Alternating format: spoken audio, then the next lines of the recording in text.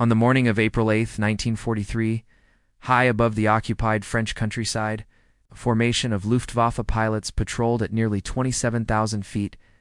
These were veterans, hardened by years of war across Europe, and they carried themselves with the quiet confidence of men who thought they'd seen it all. One of the senior pilots, Oberleutnant Rolf Hermikon, peered down at a cluster of unfamiliar American aircraft climbing hard below them. They looked almost comical, struggling under their own bulk. Hermikon keyed his radio and told his wingman it looked like the Americans were sending up flying milk containers instead of fighters. Laughter echoed through the German formation. To them, the American planes looked ridiculous, fat, slow, with oversized engines and stubby wings that defied everything they knew about high-performance fighters. And in that moment, with dozens of victories behind them, the laughter felt justified. But what no one in that cockpit could have known was that they were looking at a weapon that would become one of the most destructive tools of the entire war. The aircraft they mocked, the Republic P-47 Thunderbolt, would soon dismantle the Luftwaffe's fighter arm piece by piece. It's not by outmaneuvering them, but by overwhelming them with altitude performance, astonishing durability, industrial-scale firepower, and raw American might. Those American fighters climbing below were in their infancy, flown by men who had never fired a shot over Europe. But the design philosophy behind the P-47 would alter the very shape of the air war. It was a machine born from panic, built at a scale no Axis power could match. It's engineered with enough horsepower and ammunition to define a new style of aerial combat, where finesse mattered less than who could unleash the most destruction and absorb the most punishment. That story began years earlier, in June of 1940, when France collapsed under the Blitzkrieg. With panic spreading across the Pentagon, the Army Air Corps realized it might have to confront the Luftwaffe head-on. They needed a high-altitude interceptor to rival Germany's best. The man who received that request, Alexander Kartveli of Republic Aviation, had never designed anything like the aircraft he was about to propose. The Army wanted high-altitude performance, heavy armament, and a tough airframe for long-range escort. Kartveli realized a lightweight, nimble fighter like the Europeans favored wouldn't survive. Instead, he envisioned a machine built around the most powerful engine available, the Pratt & Whitney R2800 Double Wasp. This 18-cylinder radial beast could produce 2,000 horsepower and, paired with a turbo supercharger, maintain that power at extreme altitudes. This engine offered a path to a very different kind of fighter. The result was the XP-47B, a machine so large and heavy that test pilots questioned if it would even fly. The fuselage bulged with the complex ducting for the turbo. The wings were thick and strong, designed to carry immense ammunition loads. Its empty weight alone exceeded what many European fighters weighed fully loaded. But it flew, and it flew surprisingly well at altitude. Kartveli's team knew they had created something with enormous potential. However, as the P-47 entered production, pilots discovered it came with a steep learning curve. It was enormous and stubborn on the ground, prone to skidding sideways during takeoff. Its immense torque could easily send a new pilot spinning out of control.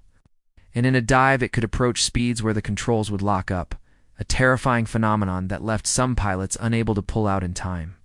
Between late 1942 and early 1943, the 56th Fighter Group lost aircraft at an alarming rate, just trying to master the machine. Some pilots despised it, calling it a brute with wings. But those who learned its temperament realized that beneath its lumbering appearance lay a devastating weapon. One young pilot, Robert Johnson, remembered his first flight feeling like someone had strapped a rocket engine to a boxcar. The power was overwhelming, the acceleration at altitude was unmatched, and its 50 caliber machine guns gave him a sense of destructive potential he'd never known. When Thunderbolts first reached Europe in early 1943, expectations collided with harsh reality. The Luftwaffe was not a force of amateurs. Their pilots had years of combat experience that dwarfed that of the newly arrived American squadrons. In the first encounters, Thunderbolts performed poorly in traditional dogfights. They couldn't turn with German fighters. They couldn't climb as quickly at low altitudes. And their huge size made them easy targets for skilled FW-190 and BF-19 pilots. German commanders dismissed the P-47 as an oversized target. British pilots even joked that the best evasive maneuver for a P-47 pilot was to unbuckle his harness and run around inside his own cockpit. But while German intelligence focused on maneuverability, They missed something far more important. Thunderbolts that got hit came back. Damage that would rip a Messerschmitt's liquid-cooled engine to pieces barely slowed a Thunderbolt's radial motor. Armor plating protected the pilot. Self-sealing fuel tanks prevented most leaks. The airframe could soak up hits that would annihilate lighter fighters. And when a P-47's guns found their mark, even briefly, the results were catastrophic. That truth exploded into the open on June 26, 1943. In one of the most remarkable survival stories in air combat history. On that day, Robert S. Johnson was flying near the back of a formation returning from France when they were ambushed by 16 FW-190s. The attackers swooped down with the advantage of altitude and speed. Johnson's aircraft was immediately riddled with cannon and machine gun fire. Shells burst across his fuselage, tearing open his engine cowling, smashing his canopy, and spraying him with hydraulic fluid. A fire ignited behind his dashboard. He was wounded, soaked in fuel and oil, and nearly blinded. When he tried to bail out, the canopy wouldn't open. A cannon shell had welded it shut. With no other option, Johnson pointed his burning aircraft toward the English coast. Then, his ordeal grew even more surreal. A lone FW-190 moved in for the kill. Johnson crouched behind his armored seat as the German pilot emptied his remaining cannon ammunition into the Thunderbolt. Still it flew. The German pilot then fired his machine guns until they too ran dry. When he finally pulled alongside, Johnson could see the German's expression change from triumph to disbelief. The German ace gave him a salute and departed. Johnson somehow coaxed his ruined aircraft back to a British airfield. Ground crews counted over 200 holes in the airframe before they stopped counting. Major structural sections were destroyed, yet the P-47 had not only survived, it had delivered its pilots safely home. This single event forced both the U.S. Army Air Forces and the Luftwaffe to re-evaluate the Thunderbolt. German analysts struggled to accept that an aircraft could endure such catastrophic damage. And as more confrontations occurred, a pattern emerged. Thunderbolts kept returning from missions looking like they'd flown through a steel mill. That toughness became the foundation of a new battle doctrine. American commanders like Hubert Zemsch realized that dogfighting the Luftwaffe on their terms was a losing game. Instead, they exploited the Thunderbolt's real strengths: altitude, weight, firepower, and dive speed. The tactic was simple. Stay above the enemy, use altitude to build overwhelming speed, swoop down like a meteor, unleash a torrent of .50 caliber fire, and climb back up before the enemy could react. This boom and zoom tactic made the P-47 lethal. At high altitude, its turbo-supercharged engine maintained power that German engines couldn't match. In a dive, a Thunderbolt reached speeds beyond what German fighters could safely follow. And once AP-47 lined up its 8 guns, the firepower was immense. German pilots later described flying into that barrage as hitting a solid wall of metal. Entire aircraft disintegrated. This became even more critical during bomber escort missions. On August 17, 1943, P-47s escorting bombers to Schweinfurt faced off against heavily armed German bomber-destroyer units. Gun camera footage showed these twin-engine fighters tearing apart within seconds, wings shredded, tails severed. Soon, German pilots realized something else. The P-47 became deadlier the higher it went. While German fighters lost performance above 25,000 feet, the Thunderbolt retained power to over 30,000 feet. This proved decisive on October 8, 1943, when Hans Philipp, one of Germany's top aces with over 200 victories, led an attack at extreme altitude. His FW-190 struggled in the thin air. Thunderbolts from the 56th Fighter Group dove on them. Robert Johnson, now a seasoned veteran, fired at Philipp's fighter. The aircraft exploded, taking with it one of Germany's most capable leaders. The loss shook the Luftwaffe. A grim report delivered to Hermann Göring confirmed it.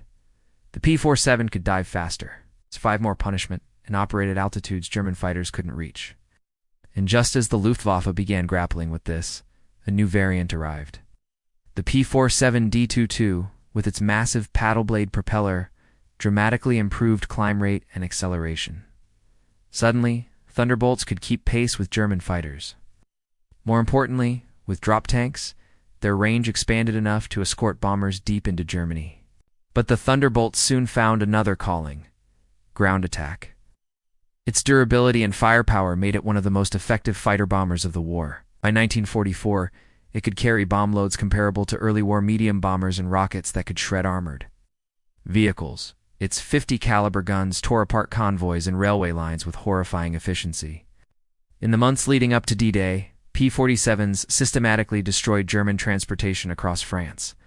And on June 6, 1944, Thunderbolts formed part of the massive air umbrella, protecting Allied forces as they landed at Normandy, completing the transformation from a mocked flying milk container to an undisputed master of the skies. On D-Day, German fighters trying to reach the beaches were intercepted at every altitude. Any who slipped through were met by walls of gunfire from P-47s stacked like guardians across the sky.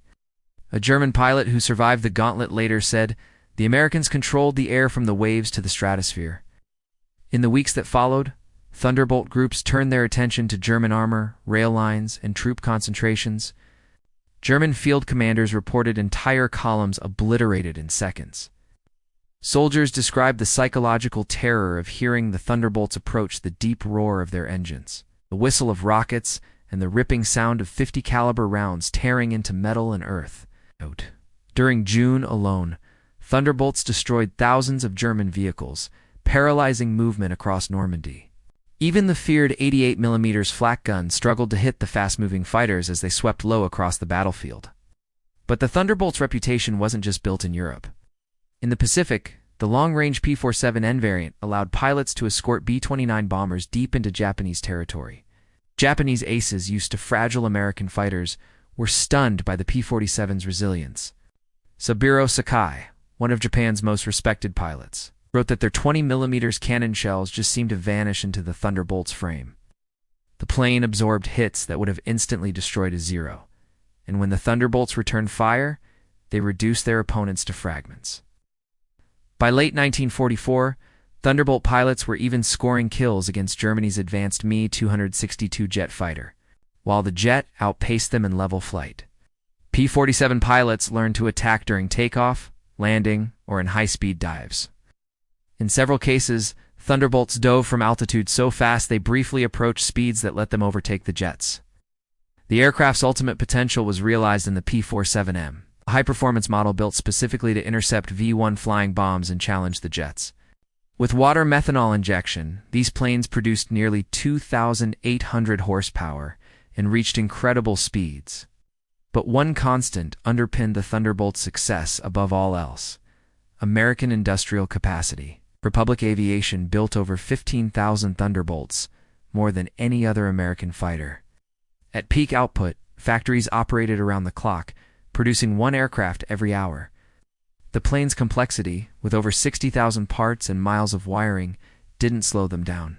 A massive workforce ensured a steady supply of engines, ammo, and spare parts. Ammunition production alone reached tens of millions of rounds per month.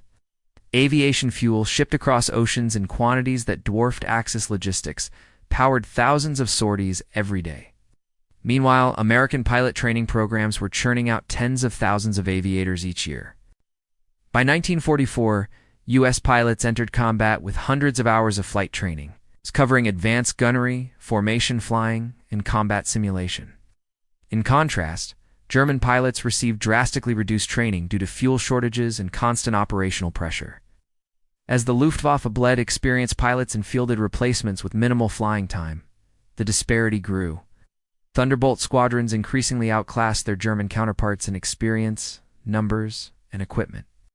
By early 1945, the Luftwaffe was a shadow of its former self. Airfields were destroyed, fuel was scarce, and many units existed only on paper. Even in the chaos, some German pilots documented their encounters. A late-war recruit described his first and only combat mission, where a formation of P-47s dove from above and obliterated his squadron in seconds.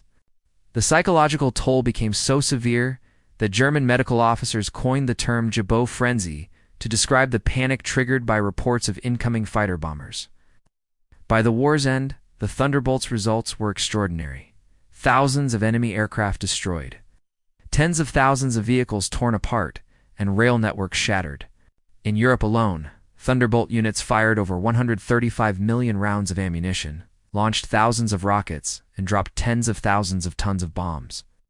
The Luftwaffe lost thousands of fighter pilots in air battles with Western Allied forces, losses they could never replace.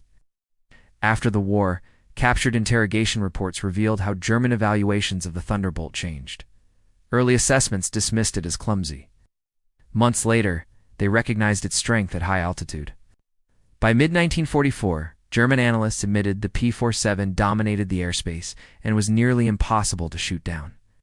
By 1945, German intelligence painted the Thunderbolt as the most formidable fighter bomber fielded by the Allies. Decades later, at a reunion of former American and German pilots, legendary ace Adolf Galland spoke candidly about the Thunderbolt. He explained that the Luftwaffe initially underestimated it because they expected fighters to be light and agile, following European design principles. The Thunderbolt, however, embodied American philosophy, reliability, durability, and overwhelming firepower. Galland confessed that after flying a captured P-47 himself, he finally understood what Germany was up against. He recognized that America's ability to build thousands of these machines while fighting a two-front war made any German technological advantage irrelevant. Thunderbolt pilots called the sound of their 8 guns the voice of judgment, a ripping thunder that German pilots nicknamed Roosevelt's piano. Once those guns opened up, survival was a matter of luck. By the end of the war, the same pilots who once mocked the Thunderbolt spoke of it with dread. The aircraft had redefined battlefield expectations. Its immense wing spars could withstand extreme forces. Its ammo feed systems were electrically boosted for reliability. Its 8 machine guns created a margin for error unmatched by cannon-armed fighters with limited ammunition. The P-47 was never designed to be a dueling fencer like the Spitfire. It was engineered to be an aerial sledgehammer, a weapon that punished enemies through sheer volume of fire and brute strength. As the war drew to a close, the sky over Europe belonged to the Thunderbolt and the P-51 Mustang. The Thunderbolt began its journey as an object of ridicule. Its silhouette looked awkward. Its climb rate was unimpressive. But across 2 relentless years, through upgrades, evolving tactics, and massive industrial backing, it transformed into one of the most feared machines in the sky. The German pilots who first laughed at it in 1943 did not foresee a future where their skies would rain with burning aluminum, shredded by the very aircraft they mocked. By May 1945, no German aces were left to sneer. The war in Europe ended with the P-47 having carved its legacy into history through overwhelming firepower and an unmatched ability to bring its pilots home. It entered the conflict as an underdog and finished as a symbol of American air power yielding, unstoppable and unforgettable. The sound of those 8 guns told the story. It was the sound of the air war, tilting decisively in America's favor, echoing from Normandy to the Ardennes. It was the sound that erased the last remnants of Luftwaffe dominance. That sound, deep, mechanical, relentless, was the voice of the Thunderbolt. And when it spoke, it did so with absolute finality. Thank you for watching. Don't forget to like and subscribe for more stories like this.